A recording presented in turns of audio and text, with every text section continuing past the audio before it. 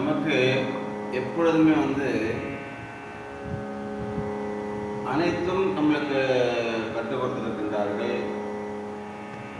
தாய், தந்தை, குரு, தெய்வம் இல்லையா? 4 பேர்கள் நம்ம வழி வராங்க. முக்கியமாக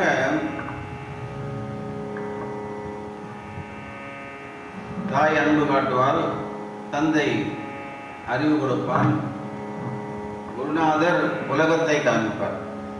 அந்த வகையில் குருநாதருக்கு நாம் செய்ய வேண்டிய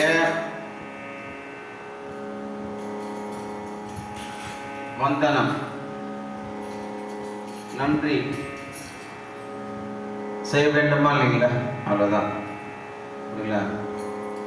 நாம ருச்சி தந்தவர்க்கு நமஸ்காரம், நாம ருச்சி தந்தவர்க்கு நமஸ்காரம், ஞானம் செழிக்க உரித்தவர்க்கு நமஸ்காரம், ஞானம் செழிக்க உரித்தவர்க்கு நமஸ்காரம், நாம ருச்சி தந்தவர்க்கு நமஸ்காரம்,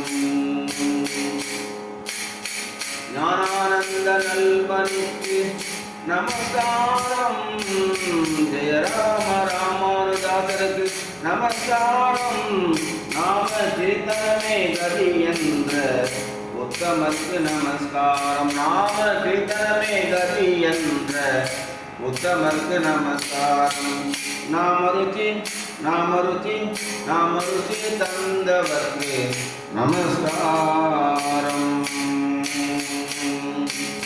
பாகவத உலகில் பாரிக்கு நமஸ்காரம், பாகவத உலகில் பாரிக்கு நமஸ்காரம், பக்தி வழியில் நடத்தும் பரமனுக்கு நமஸ்காரம், என்னை பக்தி வழியில் நடத்தும் பரமனுக்கு நமஸ்காரம், நாம ருச்சி தந்தவர்க்கு நமஸ்காரம், தேன்பொழியும் தென்னாங்கூரின் தேவனுக்கு நமஸ்காரம், தேன்பொழியும் தென்னாங்கூரின் தேவனுக்கு நமஸ்காரம், தேவர் மூவர் அறிவனாத தேவனுக்கு நமஸ்காரம், தேவர் மூவர் அறிவனாத தேவருக்கு நமஸ்காரம், நாம ருச்சி தந்தவர்க்கு நமஸ்காரம், நாம ருச்சி தந்தவர்க்கு நமஸ்காரம்.